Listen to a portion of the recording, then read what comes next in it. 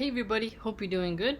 We're continuing our reading of The Sword of Allah. It's a very cool military text. Boom! There it is. We are on page 48. Several writers have expressed the opinion that the Arabs of this period were ignorant about regular warfare, that militarily they were nothing better than raiders, and that they knew nothing about regular battles. That's an interesting distinction there between raiders, right? It has been suggested by many of these writers that the Arabs learnt the art of war from the Romans and the Persians with whom they came into military contact after the Prophet's death. Well, clearly that's not Genghis Khan and them, they were raiders, right? But I think it's quite different because obviously we know that the Muslims had battles, so, it was just different type of warfare. They couldn't have existed without knowing some type of military prowess. Plus, didn't we learn that they were also very good at wrestling? And, yeah. There's no way they wouldn't have been good at battles. The whole history of the Middle East is constant battles, right? With, just even when the Jews lived there. And then you got Babylon not too far away. Assyria, the Akkadians. Yeah. It's just... the Egyptians, that's in Africa, right? But still, that whole area, that whole region. I don't know the whole history of Syria and places like that, in Jordan and Qatar and stuff like that. But I think they were definitely more than just raiders, right? This is just not true. We have already considered the dispositions adopted by the Prophet and the sound military reasons underlying his deployment. Well, yeah, exactly, yeah. It should also be noted that in selecting the battlefield, the Prophet left Medina open to assault by the Quraysh. Medina was the base of the Muslims, but the route to that base, which ran south of the Muslim position, was open to Abu Sufyan. The Muslims were not in the way of Abu Sufyan. He had decided to move to Medina. In this decision, the Prophet guessed rightly that Abu Sufyan would not dare to move to Medina, because in doing so he would expose his flank and rear to attack by the Muslims. You see, just thinking about that type of strategy can show us that indeed they are more than just raiders. And this is just what happened. Abu Sufyan did not move to Medina for fear of the Muslims who stood on the flank of the route. This was a classic example, repeated time and time again in military history, of a force defending its base not by sitting on it for a frontal action, but by threatening from a flank any enemy movement towards that base. Hey, that's a cool distinction right there. Look at that. So you're not just at the gates, right? You're not just at the gates waiting like, okay, someone's going to show up and, we just got to stay here at the gates. No. It's like, towards the flanks. While Abu Sufyan was forced to fight the battle under conditions not favorable to him, the disposition of his forces was sound, following the normal pattern, as practiced by the Romans and the Persians, of having a main body of infantry. Okay, so the Romans and the Persians had this too, he contends. A main body of infantry in the center, and mobile wings for maneuver against the enemy's flank and rear. Mobile wings. Center. So they're the ones going around, and they're trying to go to the rear. Okay.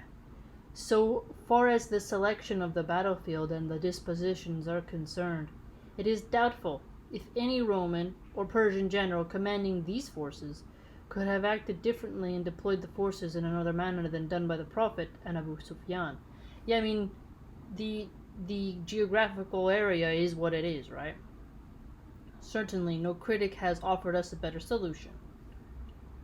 Another important fact which this battle brings out is the military judgment and skill of Khalid.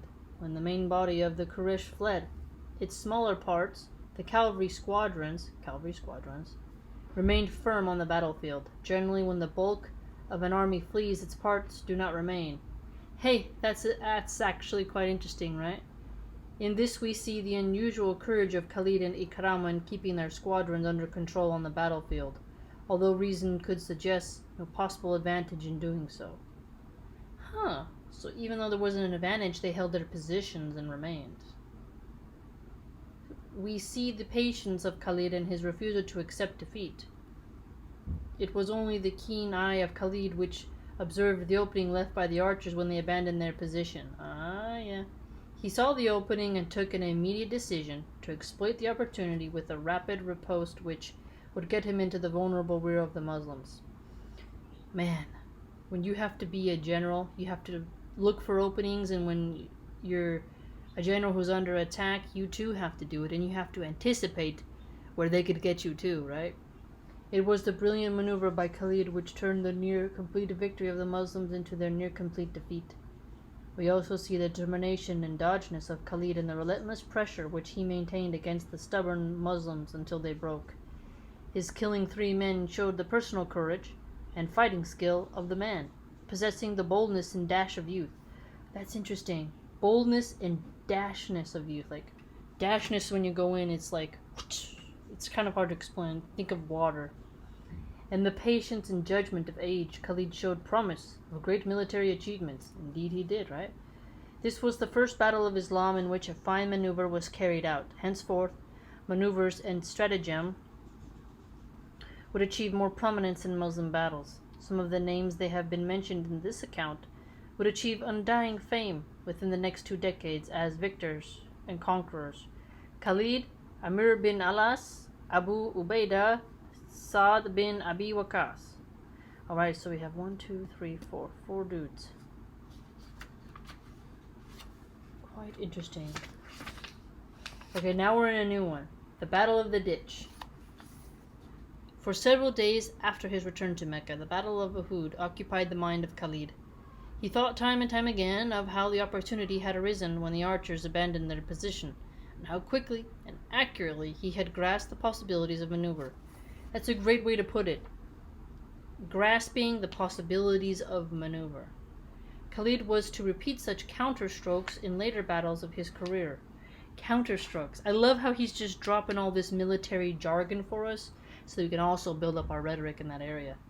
But the one fact that weighed heavily on his mind and which he found difficult to explain was the courage and tenacity of the Muslims. It did not seem natural that a small force so vastly outnumbered and attacked from all directions should hold out with such rock-like determination and be prepared to fight to the end in defense of its leader and its faith. Well, that is a sign that they really are united, right? There is a real union there. After all, the Muslims were the same stock as the Quraysh and other Arabs. Perhaps there was something that the new faith did to its votaries which other faiths could not do. Well, testing your patience, having fortitude, the concept of to keep on struggling and to keep going. Perhaps there was something about the personality of Muhammad, peace be upon him, which other men lacked. Such thoughts would occupy the mind of Khalid, but so far he was not in any way inclined towards the new faith. In fact, he looked forward to facing the Muslims again, but without bitterness and rancor.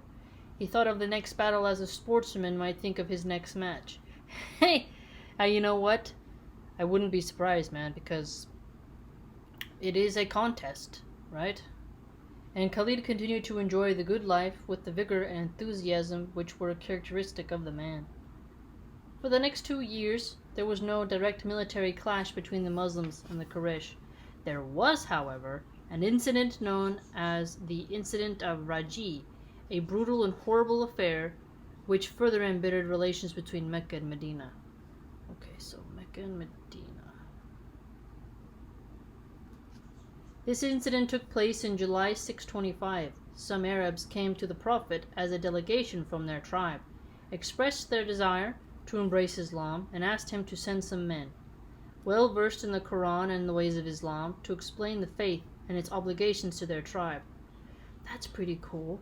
So that he was able to send some scholars, some really informed people there. The Prophet nominated 6 of his companions for the task, and these men, proud of being selected to spread the true faith, set off with the delegation, entirely unaware of the trap that awaited them. When these men with their guides reached a place called Raji, not far from Usfan, they were ambushed by 100 warriors from the tribe which had invited them. Oh, dude. Oh. Dang, a trap. The Muslims drew their swords, but they never had a chance. 3 of them were killed and 3 captured. The prisoners were led to Mecca en route, to which one of them was able to free himself from his bonds and attack his captors, but he too was killed. The two captives who eventually got to Mecca were Khubayb bin Adi and Zayd bin al-Dassina. Both of them had killed infidels in battle, and their captors now took them to Mecca and sold them at a high price to the relatives of dead infidels. They sold them into slavery, who bought them eagerly with intention of killing them in revenge for whom they had lost. Somebody buying you just to kill you. That'd be such a huge... Can you imagine that when the Prophet heard that bad news, man? Wow. You select good people to go do a mission and it turns out to be a trap.